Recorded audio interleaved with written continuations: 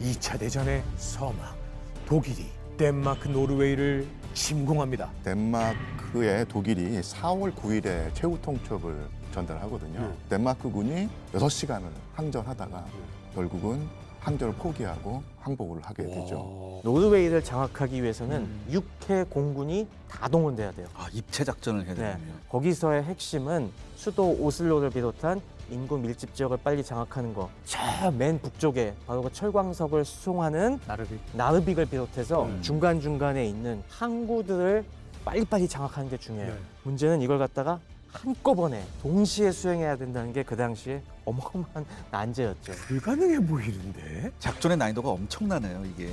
독일이 예상하지 못했던 뜻밖의 일이 바로 이 오슬로에서 일어납니다. 저기 보면 오슬로까지 거슬러 올라가는데 네. 중간에 좁은 병목이 하나 보이죠. 네네. 바로 그 앞에 요새가 하나가 있습니다. 직격탄 두 발이 정확하게 불리어 가운데 꽂혀버려요. 어뢰 두 발도 정확하게 불리어를 타격하면서 침수가 되기 시작하면서 전복이 돼갖고 침몰하게 돼요. 가장 중요한 오슬로 침공 계획이 좌절된 겁니다. 근데 좌절됐어요. 독일이 무조건 항복을 하라고 또 요구를 딱 전달을 합니다. 그러니까 국왕이 그럴 마음 없는데요. 싸울 거예요 하면서 크비슬링 내강 승인도 거절했고 동시에 지원 작전을 하고 있는 노르웨이 군들이 나름 시간을 지연시키는 상황 속에서 이제 2단계 전투들이 이제 시작이 되는 겁니다.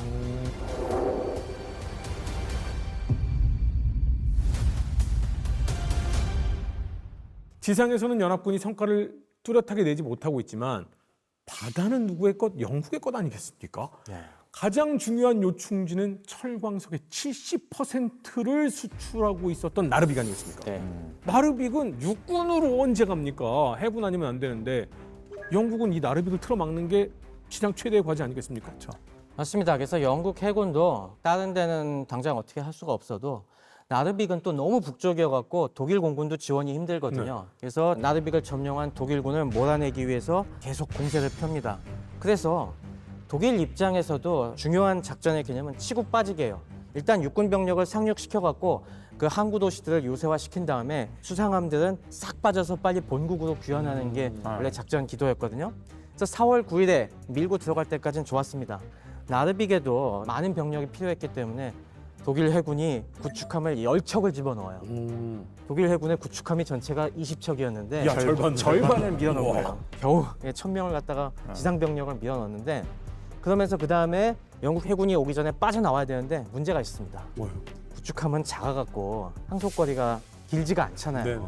그렇기 때문에 그냥 한 번에 못 돌아옵니다. 아, 들려서 보급하고. 급유와 보급을 네. 받아야지 나와요. 보급받는데 시간이 걸렸어요. 그래갖고 첫날 곧장 못 빠져나오고 하루를 더 지체합니다.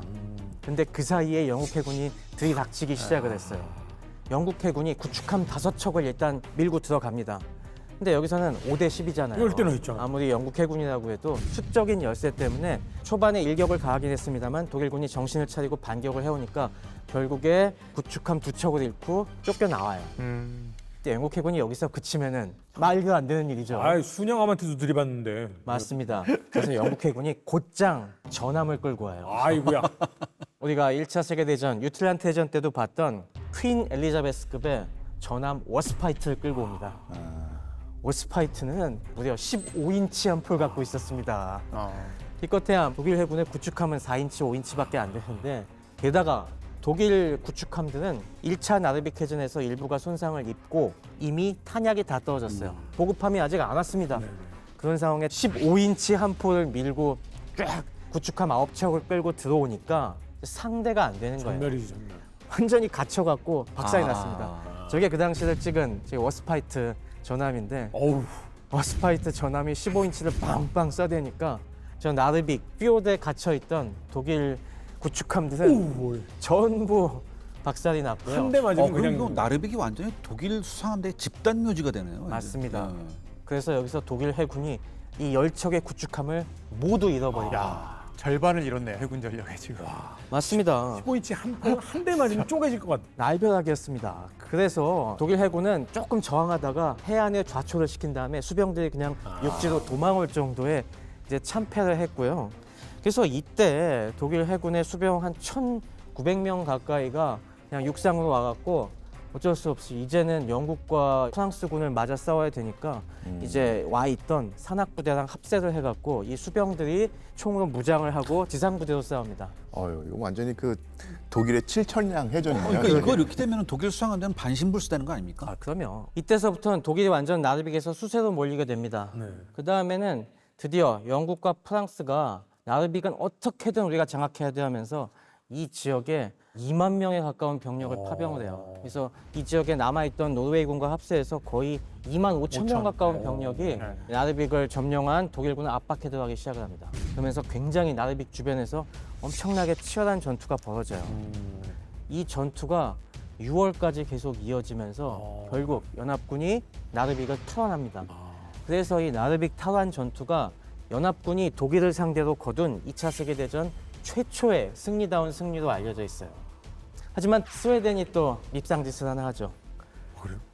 나르빅 전투에서 나르빅을 뺏기고 독일군이 스웨덴 국경 가까이 키루나 쪽 방향으로 밀려났어요. 그래서 거의 여기서도 독일군 산악부대들과 공수부대들과 해군 수병들이 이제 거의 몰려갖고 거의 뭐 박살날 위기에 처해 있는데 이때 뜻밖의 도움이 스웨덴에서 와요. 스웨덴은 중립지키고 절대 병력은 안 통과시킨다고 했죠. 근데 예외가 하나 있었어요. 뭐요? 인도적인 물자는 인도적 차원. 통과할 수 있게 해주겠다. 이걸 이용을 해갖고 독일이 스웨덴을 이용을 해갖고 각종 식량, 의약품 이런 것들을 밀어넣습니다. 그리고 의무 요원을 위장을 해갖고 일부 전투 병력도 밀어넣어요. 원래대로라면은 나르빅에서 독일군은 진작에 굶어 죽었어야 돼요. 독일군이 그 당시 공항이 없었기 때문에 수상기를 통해서 일부 보급을 하고 있었지만 해상 지원 다 끊기고 해갖고 그대로 하면은 탄약도 급급해갖고 다 죽을 뻔했는데 그런 식으로 스웨덴에서 식량과 의약품이 넘어오니까 끝까지 살아남을 수 있었죠.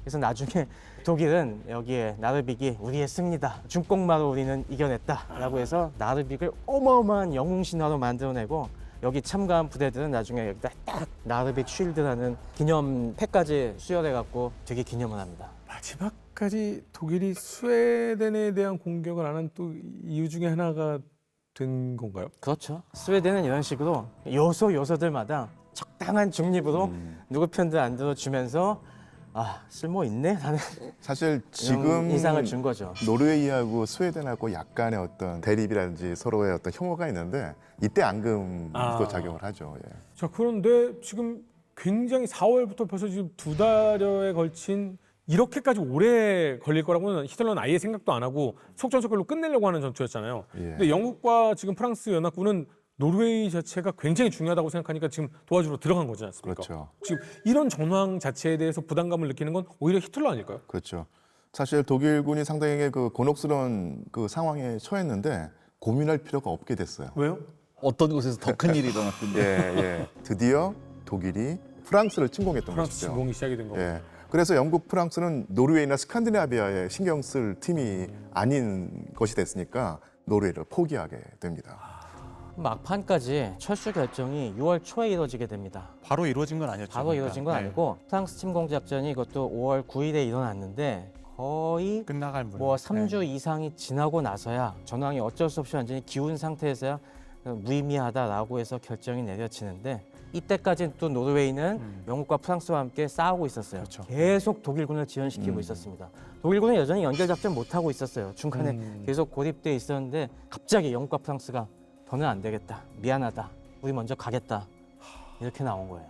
그래서 결국 노르웨이가 독일군 수준으로 들어가고요. 영국 같은 경우는 처칠 해군 장관의 그 주도로 상당히 큰 작전을 수행했는데 사실은 성과를 얻지 못하고 뺄 수밖에 없었고요. 그런데 이상하게 영국 내부의 어떤 비난의 화살은 처칠한테 향하는 것이 아니라 더 큰 위에 있는 네빌 챔벌린 총리에게 집중돼 가지고요. 엄청난 정치적 타격을 입게 되죠. 사임의 직접적인 계기가 되는 거죠. 예, 이게 예. 우리한테도 전략적으로 중요한 곳이고 그만큼 노력을 했는데도 불구하고 결국에 독일한테 내주게 됐느냐. 이 매국노의 대명사 크비슬린 그 최후는 어떻게 끝납니까? 예, 사실 독일이 점령하고 있는 동안에 큰 역할을 못하고 이용만 당하다가 하지만은 계속 나치에게 충성을 다했거든요. 근데 결국은 전쟁에 패한 다음에 전범 재판정에 서게 됐고요. 교수형에 처하게 됩니다. 예. 그래도 사이다 결말이네요. 교훈을 얻게 되네요. 배신자의 말로는 네. 죽음이다.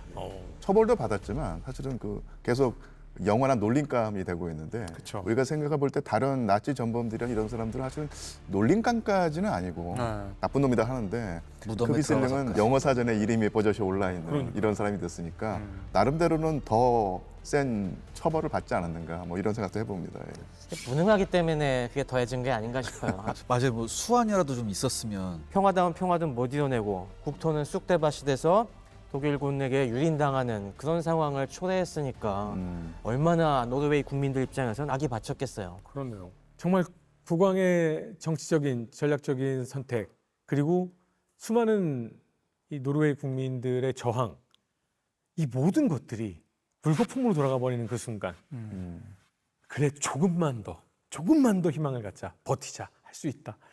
이게 미안 우리 본진이 위험해서 하고 떠나는 그 순간 얼마나 정말 허탈하고 허무했을까. 노르웨이가 그래도 레지스탕스 활동이 굉장히 활발했어요. 네. 소국이지만은 여기가 독일에게 굉장히 아주 많은 피곤한 전선으로 남습니다.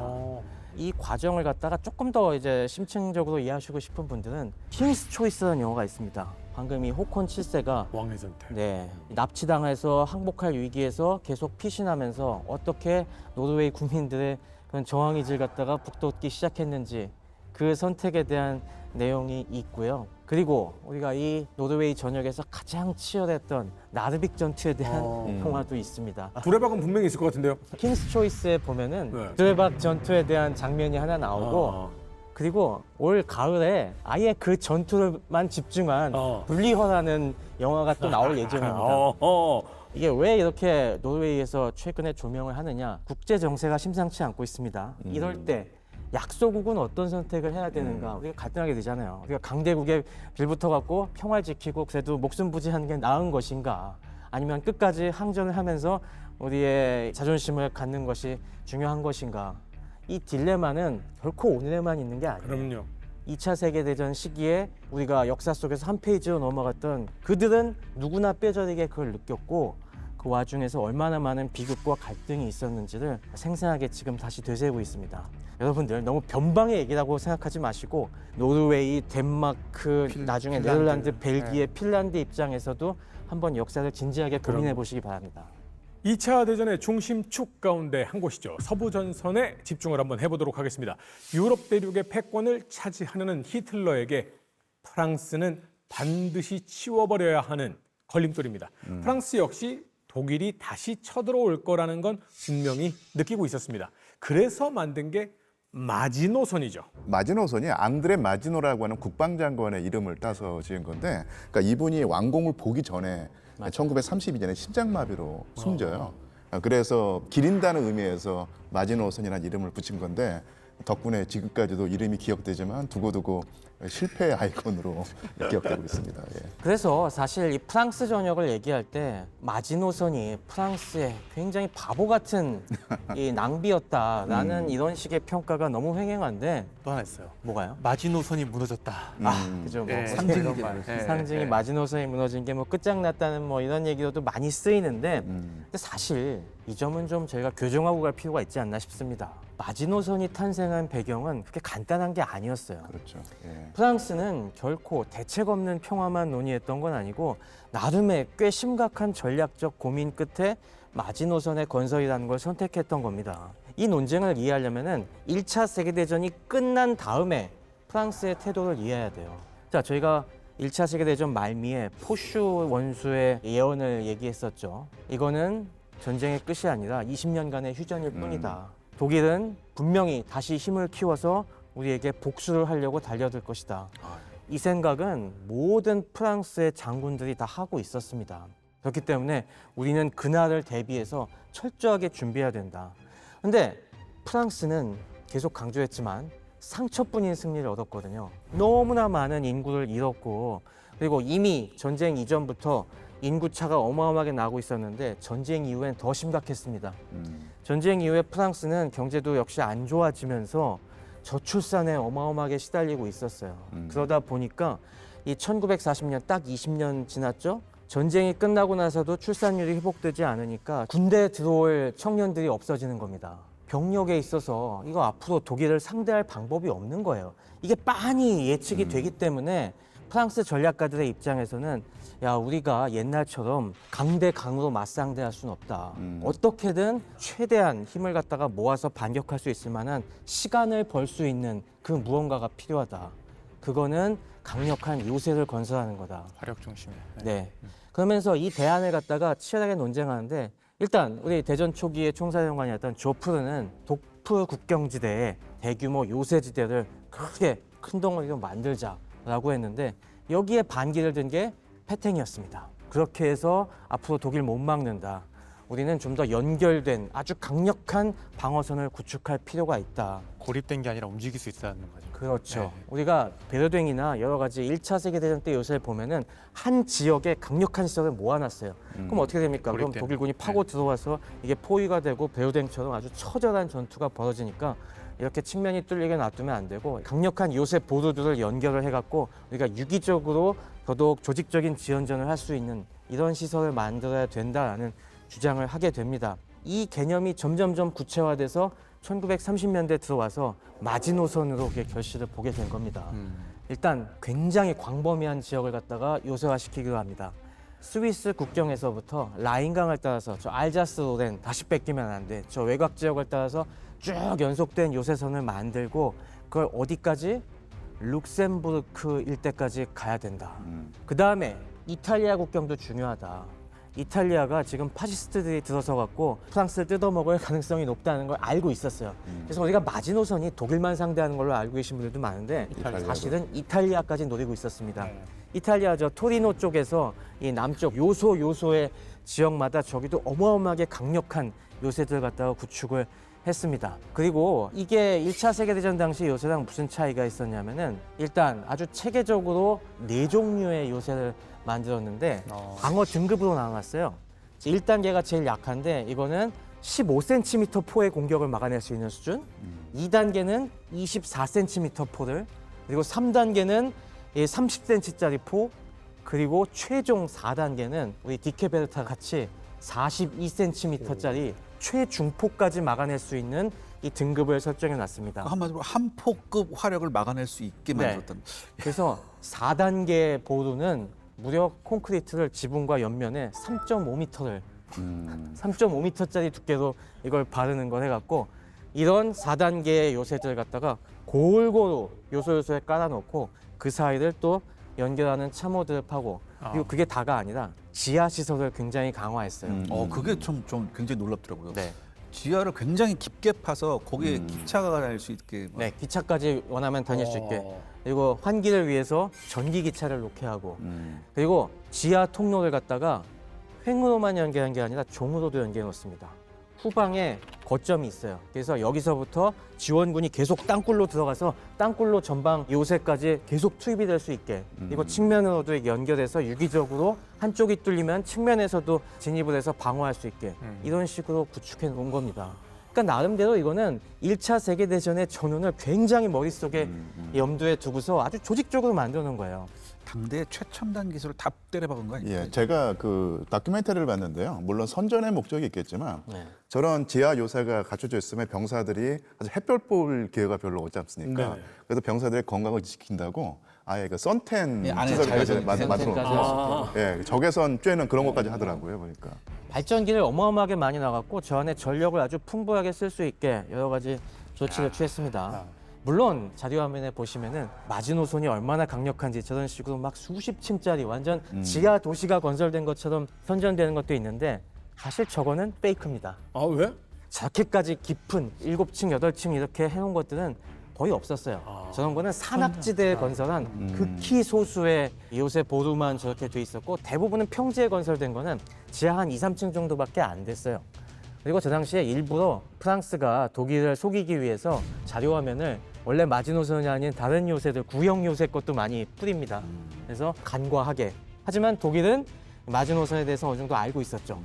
왜냐하면은 저게 1930년대 건설할 당시에 프랑스가 저출산으로 시달리고 있다고 했잖아요. 내부에서 노동자가 부족하다 보니까 해외 노동자들을 많이 썼는데 독일 사람들도 많이 썼습니다. 그래서 독일 사람들이 저때 보고서 보고한 것도 되게 많이 있어갖고 독일은 그래도 비교적 마지노선이 어떤 수준인지는 알고 있었어요. 그래서 약간의 페이크는 있지만 그래도 굉장히 잘 설계된 아주 강력한 방어선이라는 걸 알고 있었죠.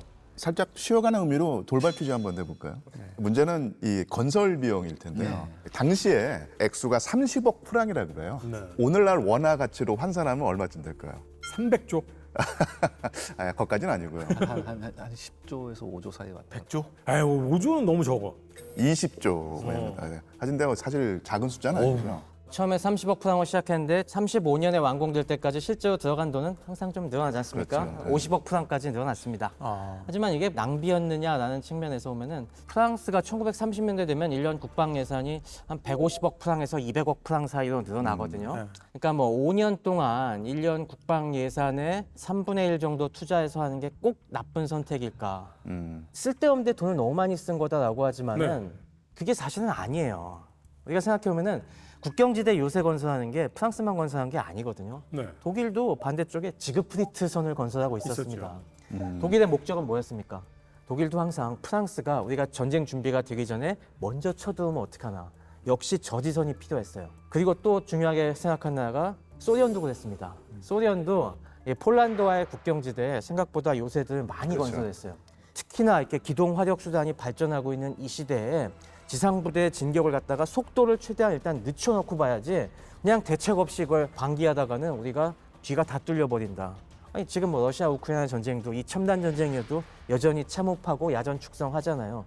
그 개념으로 생각하시면 됩니다. 그리고 중요한 거는 이걸로 인해서 사실 병력을 많이 아낄 수도 있는 부분도 있거든요. 우리 군이 한번 고민해 볼 부분이죠, 이런 것들. 네. 프랑스의 인구가 너무나 심각하게 줄고 있었기 때문에 그렇죠. 부족한 사람을 메꾸기 위해서 이런 콘크리트로 일단 발라놓는다라는 부분에서 이거는 프랑스 사정을 생각하면 꼭 나쁜 선택이었는지 충분히 그 당시 재고해야 상황을 됩니다. 고려했을 때는 합리적인 것 같습니다. 근데 독일 국경 라인의 마지노선이 지금 이 방어 말고도 또 다른 역할이 있었어요. 네, 그러니까 프랑스 입장에서는 1차 대전처럼 싸우고 싶었습니다. 그러니까 1차 대전 때 결국 본인들이 이겼잖아요. 네. 전쟁을 장기 소모전으로 이끌고 가면서 봉쇄도 하고 그다음에 전선은 교착됐잖아요. 그렇게 해서 결국에는 독일의 힘을 빼서 우리가 이겼는데 네. 앞으로 전쟁에서도 그런 방식으로 이길 수 있다라는 확신도 있었고 그걸 교훈으로 받아들였던 거죠. 길게 가면 우리가 이긴다. 네. 결국 그래서 이게 뭐냐면 마지노선을 구축해 놓은 걸 보면은 주로 이제 독일과 프랑스의 국경선 위주에다 배치를 해놨고 위에 보면은 벨기에 방면 쪽에는 그렇죠. 거의 구축이 안 돼 있습니다. 그리고 또 구축이 안 되는 데가 어디냐면 저 아르덴 숲 일대도 좀 약하게 되어 있거든요. 아르덴 숲은 당시에 이제 빼땡도 마찬가지고 프랑스 수뇌부도 저기서는 대규모의 군대가 오기는 힘든 곳이다. 특히 기계화 부대가 오는 것은 불가능하다는 게 통념적이었습니다. 그래서 저기에 굳이 우리가 돈 많이 들여가지고 요새 만들 필요도 없고 근데 의도적으로 벨기에 쪽은 안 만들었어요. 자, 그 말은 뭐냐면 벨기에 쪽으로 오려면 이쪽으로 오라는 겁니다. 즉 독일군의 주력을 최대한 이 우회로, 그러니까 독일 입장에서 우회로죠. 이쪽으로 끌어들이는 장치였던 거예요. 그건 사실 1차 대전 때도 어때? 똑같이 독일군이 그쪽으로 공격하려다가 교착이 됐죠. 교착이 돼서 장기전으로 돼서 졌다는 거잖아요. 그러니까 그 아이디어 때문에 결국에는 마지노선은 저쪽으로 끌고 오기 위한 하나의 유인책이었다라는 구실인 거고요. 그다음에 거기에 하나가 더해집니다. 최대한 남의 땅에서 싸워야 된다. 1차 대전 때 보니까 우리 국경 일대에서 주로 싸웠단 말이에요. 네. 근데 문제는 프랑스가 이 국경 일대가 자원도 거의 대부분이 여기서 나오고 있고 산업지대가 다 여기에 있습니다. 최대한 남의 땅에서 싸운다. 그게 바로 이제 벨기에 땅인 겁니다. 그래서 프랑스의 사실 이제 군사 전략, 그래서 어떻게 싸우려고 하는 그 작전 계획을 보면은 전쟁이 딱 터진다. 그러면 독일도 쳐들어올 거 아니에요. 그럼 우리도 전진한다는 거예요. 그래서 최대한 우리 국경선 밖에 있는 곳에 가서 우리는 방어선을 펼치겠다. 거기가 어디냐면 프랑스에 있는 지베부터 시작해가지고 나무르강 일대, 그 다음에 딜강 일대, 그 다음에 엔트워프까지입니다. 이게 바로 당시에 딜 방어선이라고 불렀던 거예요. 그래서 이 계획을 딜 계획이라고 하는 겁니다. 그런데 이게 40년 지나면서 점점 더 먼 데서부터 하는 게 낫지 않겠냐는 생각까지 발전하게 됩니다. 왜냐하면 영국의 원정군이 이제 계속 들어오고 있었고요. 네덜란드 같은 경우, 특히 벨기에 같은 경우도 요새를 더 건설을 하고 있었어요. 게다가 몇 번 훈련을 해보니까 프랑스군도 점점 자신감이 생깁니다. 그러면 이제 우리가 벨기에가 아니라 더 멀리 방어선을 만들 수 있는 거 아니야? 거기 네덜란드까지 포함시키는 겁니다. 그 네덜란드까지 포함시키는 그 방어선이 이제 브레다 수정안이에요. 그게 40년 3월에 이제 통과가 되게 됩니다. 결국에 이제 전쟁이 터지면 벨기에나 네덜란드는 단순히 방어를 해야 되겠지만 독일도 공격을 하는 거고 프랑스도 어떻게 보면은 전진해서 방어하는 이제 공세적 방어를 이렇게 계획을 세워놓는 겁니다. 역시 저 딜 계획도 굉장히 바보 같은 계획이다. 저렇게 해서 결국에 나중에 더 큰 피해를 입지 않느냐는 비난을 하기도 하지만 이 역시 사실은 아주 치열한 고민 끝에 나온 거예요. 프랑스군도 바보가 아니었기 때문에 다음번에 독일이 침공해 오면은 1차 대전과 똑같이 침공해 오지 않을 거다라는 생각을 했어요. 1차 대전 때는 어떻게 했습니까? 네덜란드는 침공 안 하고 벨기에 그 굉장히 좁은 리에주 나무 회랑을 통해서 들어왔잖아요. 그러다 보니까 거기서 1군, 2군이 엉키고 해서 마른강까지 너무 늦게 온 그런 결과를 기억하실 텐데 그 과거를 알기 때문에 독일은 이번에는 네덜란드의 중립을 무시할 거다. 이번엔 네덜란드까지 진격로로 이용을 해서 우리가 밀고 닥쳐올 것이다. 그 다음에 독일이 어딜 지향하겠느냐? 바로 영불 해협을 차단하려고 될 것이다. 왜? 영국군이 엄청나게 우리 측면에서 1차 대전 때 괴롭혔기 때문에 들어오는 걸 막아야 일단 영국군의 증원을 차단하기 위해서 해안 쪽부터 쫙 청소를 하고서 그 다음에 밀고 올 것이다 라고 했기 때문에 우리가 빨리 전방으로 나가갖고 그쪽엔 마침 운하나 그런 것도 많고 방어하기가 좋더라. 그러니까 그쪽을 이용해서 우리가 독일의 그 기도를 사전에 차단해야 한다는 그 인식이 있었던 겁니다. 그러니까 결코 프랑스가 바보같이 행동한 게 아니에요. 그럼요. 그래서 결국 독일의 침공이 임박하면 벨기에나 네덜란드가 우리한테 구원을 요청할 것이니 프랑스군 입장에서는 최대한 속도가 빠른 부대들을 여기 다 배치하는 겁니다. 맞아요. 프랑스군의 거의 뭐 가장 강력한 주력 부대라고. 들이 여기 다 이제 모이는 겁니다. 그러니까 이제 돈도 제일 많이 때려붓고 엄청 단단하게 방파제를 딱 막아놓으면 저쪽 끝에가 비어 있는 부분. 이렇게 흔들고 있으면 일로 와 그런 거죠. 독일이 이쪽으로 갈 거니까. 네. 그럼 벨기에나 네덜란드가 형 이러면 그럴 줄 알았지 하고서는 이제 주력 부대가 막으러 가줄 거다. 그렇죠. 이런 네. 생각을 한 거죠. 그러면 당연히 벨기에나 네덜란드 입장에서 이거 진짜 너무한 거 아니야? 이러라고 일부러 저기를 저렇게 단단하게 막아놓은 거 아니야? 억울하지만 어쩔 수 없잖아요. 그게 프랑스 입장에서도 영국 입장에서도 야 형이 네 생각해서 그런 거야. 이게 진짜 니네를 죽이려고 그러는 게 아니라 가장 효과적인 거야.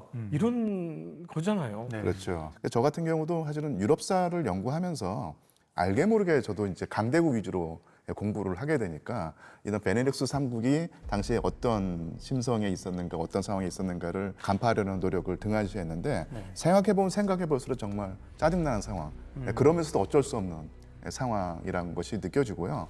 또한 반면 영국, 프랑스가 사실 어떻게 보면 좀 세게 말하면 양아치 같은 행동을 네, 네. 하는 셈인데 네. 사실은 이 전쟁이 일어난 시기가 1940년이니까 사실은 그 제국주의 시대로부터 빠져나왔다고 하더라도 2, 30년밖에 그렇죠. 안 된 것이거든요. 그러니까 그런 어떤 그 마인드가 사라지지 않은 상태에서 영국과 프랑스는 오늘날 같으면 조금 더 고민을 할 텐데 그런 고민의 문턱이 훨씬 낮았던 것은 분명한 사실이고 이런 상황에서 베네룩스 3국이 위기에 처하게 되는 것이죠. 베네룩스 쪽의 국가들이 이런 고민도 했겠죠. 독일한테 차라리 얘네가 이런 거 우리한테 작전 공유했어요. 봐봐. 이거 우리한테 희생하라는 거잖아. 우리가 전쟁하라는 거잖아. 안 그래도 형? 나 짜증 많이 났었어. 우리가요? 이거 진짜 비밀이야. 이렇게 도움 줄게요. 그러니까 형 공격하지 마. 그리고 이렇게 뒤에서 우리가 지원할게. 사실 이게 성립하기가 어려워요. 그래요? 왜냐하면 1차 대전 때 벨기에나 네덜란드, 특히 벨기에가 너무나 많은 독일에게 피해를 입었습니다. 입었죠. 전 국토가 입었죠. 90% 너무나 이상이 많은 작살. 피해를 입었어요. 네. 트라우마가 엄청납니다. 네. 그렇게 열어줬다가 또 독일이 공격하면 우리 어떻게 하라고. 아니 열어주면 공격을 안 할 거 아니에요. 문제는 그래서 과연 독일을 믿을 수 있냐라는 겁니다. 어. 독일 히틀러가 지금까지 해왔던 행태를 보면 절대 이 국가를 정상적으로 신뢰하기가 어려운 상황인 거죠. 그다음에 또 딜레마가 뭐냐면 당시에 독일이 압도적인 국가가 아니었어요. 군사력이. 아 그래요? 그렇죠. 당연히 1차 대전 때 패배를 했었고 여전히 전 세계 다수의 의견은 영국과 그래도 프랑스. 영국과 프랑스가 이 동맹을 맺으면은 독일을 못 꺾겠느냐. 아, 유럽 최강은 역시 네, 프랑스였어요. 독일 스스로도 불안해하던 네. 상황이었는데 나중에 우리가 병력 비교를 해보면 알겠지만 군사력에 있어서는 영토가 훨씬 세다고 보면 됩니다. 그러니까 이게 편 잘못 쓰면 안 돼요. 여기서 독일이 네. 확실하게 강하다고 하면은 그런 식의 줄서기도 해볼 수 있었을 텐데 네. 저거는 좀 아니다. 계속 그렇게 생각을 하고 있어요. 또 한 가지 요인을 뭐 보태자면요. 베네룩스 3국에 뭐 지배 계급이 네. 있을 텐데 예를 들어서 뭐 소련이나 공산주의가 들어오게 되면은 사실 사회 구조를 완전히 바꿔버려서 지배 계급을 날려버리잖아요. 그런데 사실은 나치 체제도 못지않게 나름대로는 자기는 체제 변화를 구상하기 때문에 베네룩스 3국의 지배 계급으로서는 독일이 들어온다고 해서 우리들의 지배 체제를 온전할 줄이라는 생각을 할 수 없거든요. 베네룩스 3국은 네. 공통적으로 왕국 N 대공국이잖아요. 네네. 그러니까 이거는 나치랑은 또 상극이죠. 나치가 들어오면 이거는 우리 지배 계급을 일단 뒤집을 것이다. 예, 예. 36년에 벨기에가 프랑스랑 동맹을 이제 더 이상 안 하겠다라고 하면서 중립을 선언한 거는 그 나름 그 두 강대국 사이에서 그래도 내가 유연성을 확보해 보겠다라는 계산이었던 거죠. 그러니까 어느 한쪽이 그렇죠. 완전히 붙지는 않겠다라는. 독일의 힘이 올라오고 있으니까 그 전에는 프랑스가 완전히 붙어 있었죠. 완전히 막강했으니까 프랑스에 착 밀착을 했는데 독일이 올라오니까 아 이제는 좀 줄타기를 어디 할지 좀 생각을 좀 해봐야겠다. 그렇긴 한데 여전히 그래도 네. 프랑스에 좀 더 기운 건 사실. 그리고 중립이었지만 사실상 프랑스 편이라고 봐도 무방할 정도로 프랑스에 많은 협력을 하고 있었던 상황이었죠. 그래도 유럽의 약소 이 국가 유럽 국가들이 전부 다 어떻게든 실리 외교를 하려고 최선을 다하는 상황은 맞군요. 맞습니다. 네. 그러면 두 번째 질문.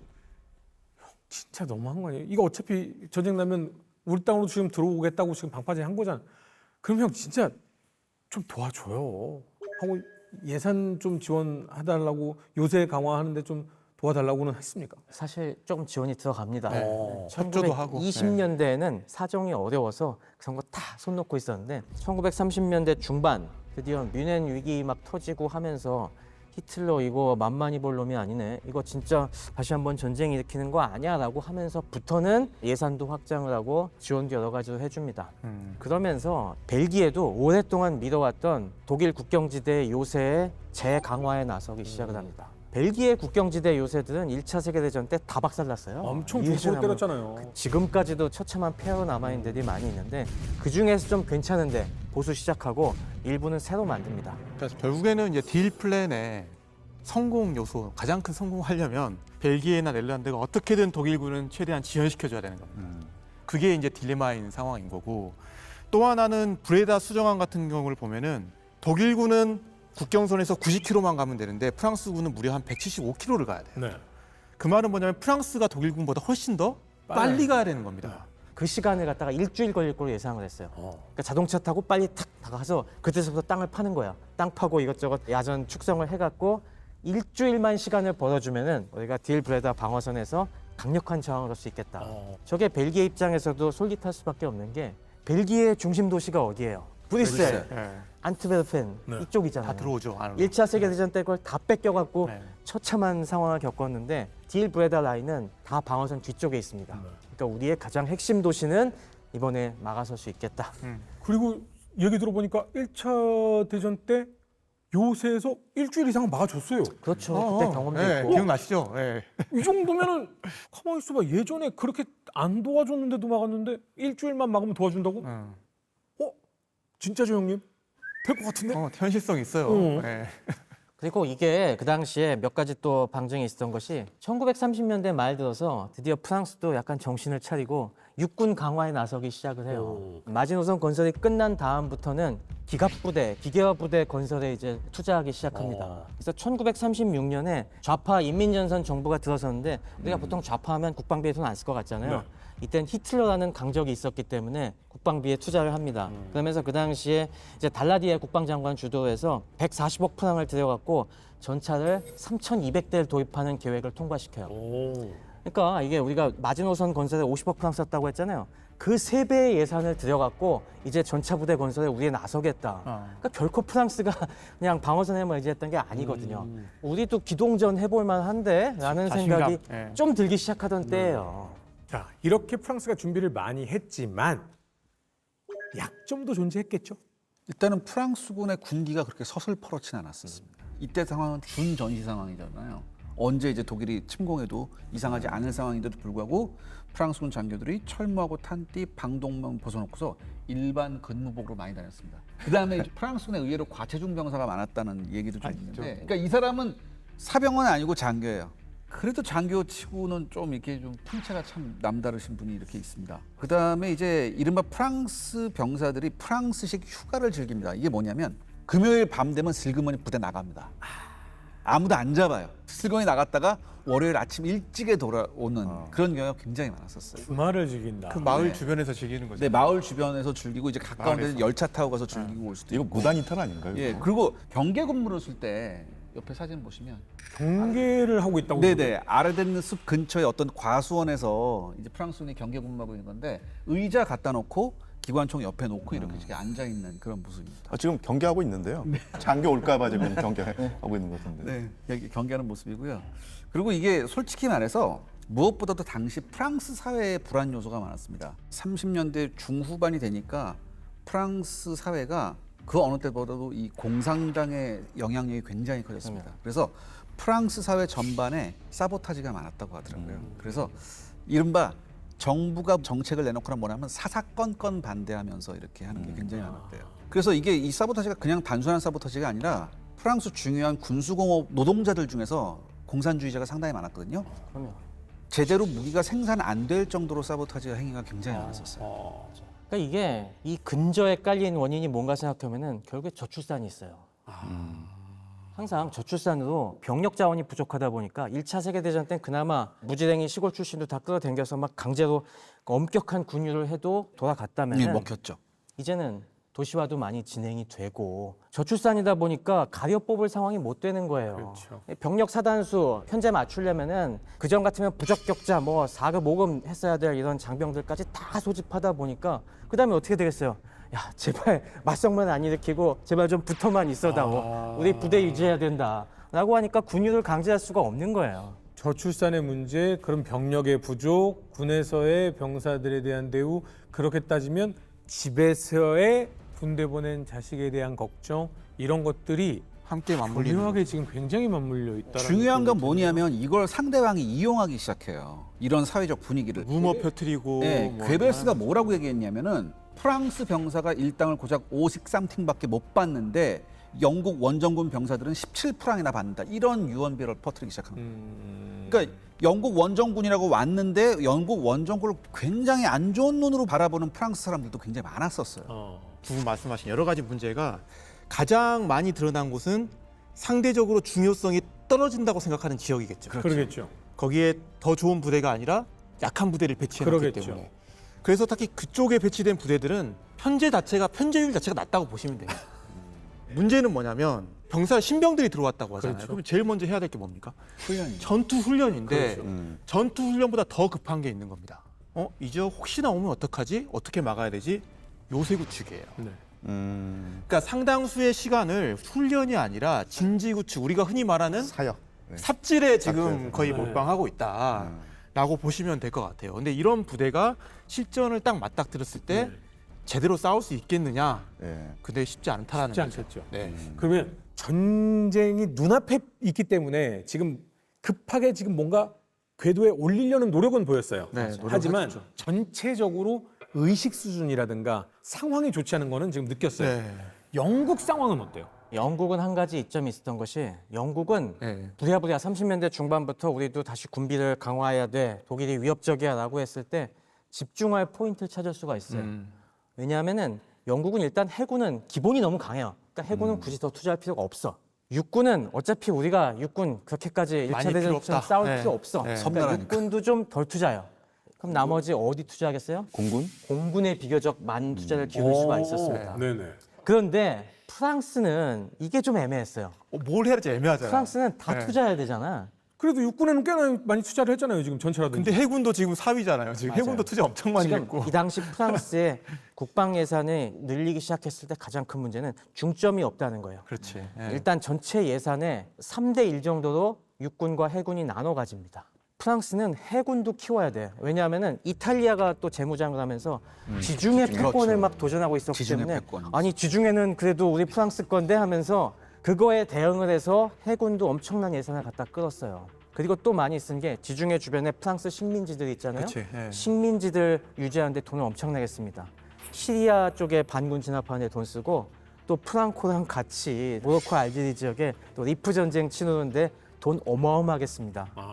그리고 그런데 진압하려면은 우리도 지브롤터처럼 아프리카 쪽에도 해군 기지 가져야 돼. 해군 기지 만드는데 돈 많이 쓰고 심지어 나폴레옹의 고향 코르시카 요새화하는데도 돈 쓰고. 그러니까 예산이 여기저기 줄줄이 새는 데다가 그다음에 육군도 이제 보니까 독일이 기계화 부대 만들고 있어. 전차 부대 아까 얘기한 것처럼 많은 투자를 하기 시작해요. 그러면서 비는 데가 생기기 시작하죠. 뭐가 비기 시작하냐면은 공군이 일단 빕니다. 공군에 대한 투자가 굉장히 적었어요. 프랑스가 그 당시 항공 기술에 좀 기술 투자를 등한시하는 바람에 좀 이게 많이 뒤처져요. 그 쉽게 말해서 좋은 회사가 없었어요. 맞아요. 그때 프랑스 회사가 있는 게 지금의 다소사 하나가 그때부터 이어져 왔다고 보면 돼요. 네. 에어버스 없어요? 그러니까 발주를 해도 얘네가 주문을 못 맞추는 거예요. 예, 주문도 못 맞추고 그다음에 엔진 테스트를 해봤거든요.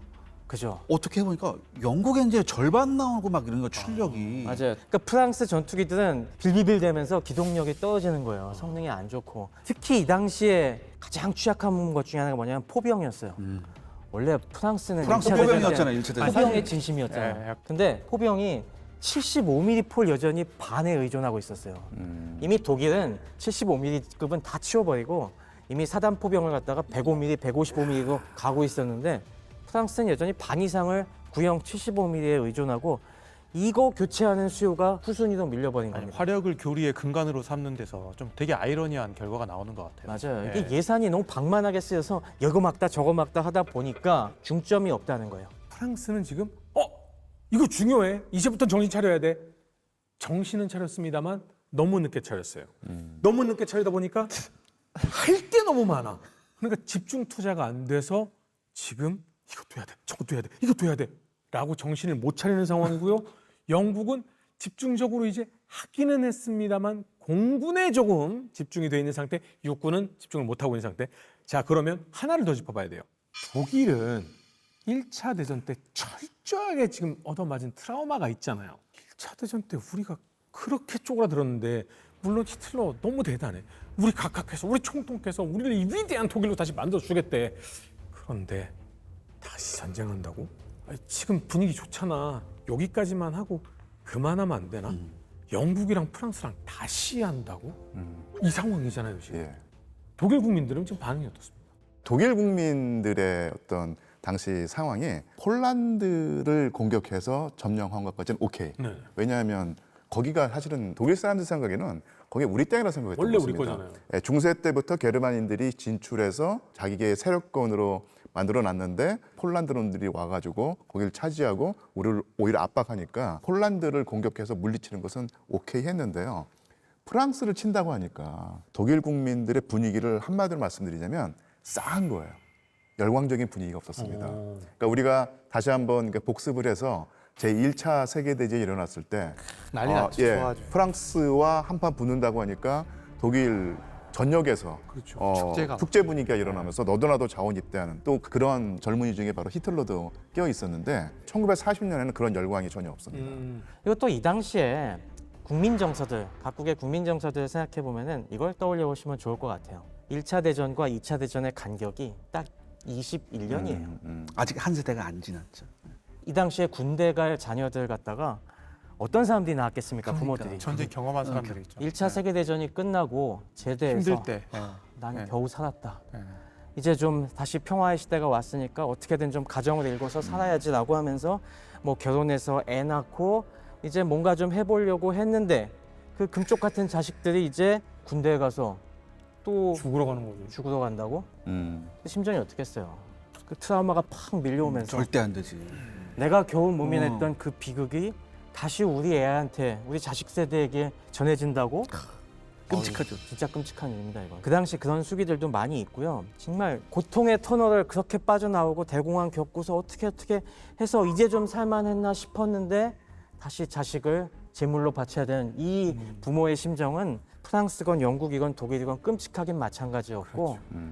그래서 전쟁은 어떻게든 여기서는 이건 안 되는데 하는 생각이 많이 있었던 거고 독일 입장에서는 그래도 국가 자존심이 한번 완전히 망가졌기 때문에 그래도 우리가 복수는 해야 돼라는 그 악다구니 심정이 남아서 그나마 조금 나았던 거지. 프랑스, 영국은 프랑스, 영국은 그런 것도 없는 거예요.